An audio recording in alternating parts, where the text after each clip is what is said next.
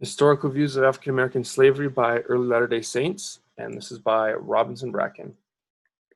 So starting off with Joseph Smith, so throughout his life, he expressed opinions that both favored and opposed slavery, and these views were not very public. They were mostly expressed through letters and private conversations, and it wasn't until 1844 when he ran for president of the United States where he came out and vocally opposed slavery.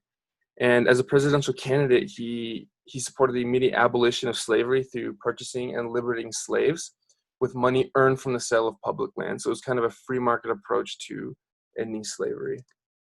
Now with Orson Pratt, so he was one of the very few early church members that had a very vocal opinion about slavery. He was known for having given a passionate speech where he said, quote, "To bind the African because he is different from us is enough to cause the angels in heaven to blush."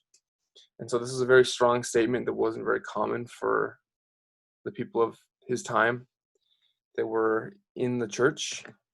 So when the Saints got to Missouri, it was a slave state due to the Missouri Compromise of 1820.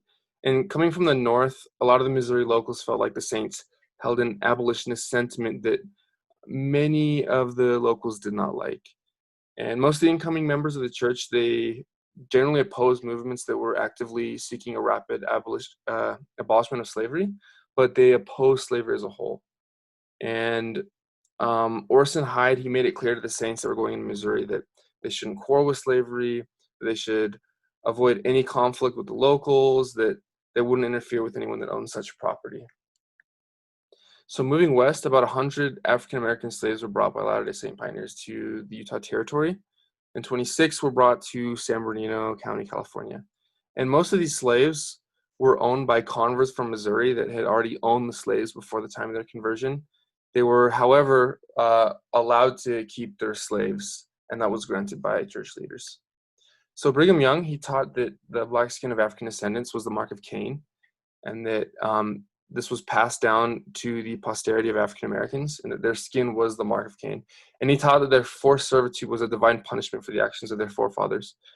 And he described himself as neither an abolitionist nor pro-slavery. He proclaimed neutrality.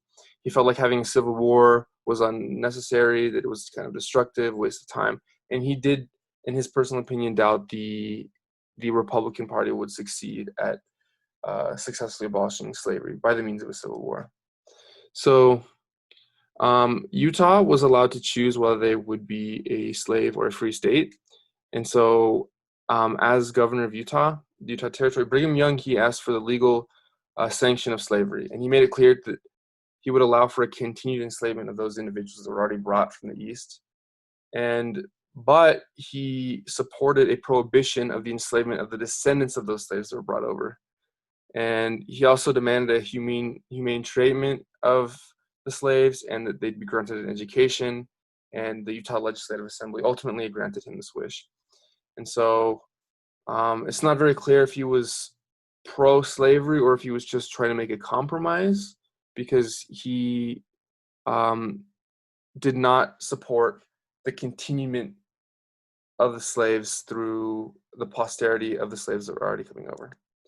So why? It's very possible that the idea of the African Americans hold the mark of Cain and they're forced into servitude as a consequence. It's very possible that this view came into the church from Protestant converts, and because scholars point out that many prominent Protestant preachers of the 19th century taught this exact same thing about the African American well before Joseph Smith's time. However, this all remains unclear, and this is left to speculation. Many of Brigham Young's statements were taught as opinions. They differ greatly from the views of prophets like Joseph Smith, Heber J. Grant, David O. McKay. And it's really unclear where Brigham Young might have attained his racist views, because he grew up in Massachusetts, where there's a very strong anti-slavery sentiment. And I think if I were to summarize the Latter-day Saint position on slavery in the time where it was legal in this country, I would say apathy. In regards to slavery, this most likely came from the desire to keep converts in the church to remain neutral so they could avoid conflict, especially while they were in the pro-slave state of Missouri. And it was never very consistent. It was a lot more apathetic. And that is my presentation on Latter-day Saint views of African American slavery by Latter-day Saints.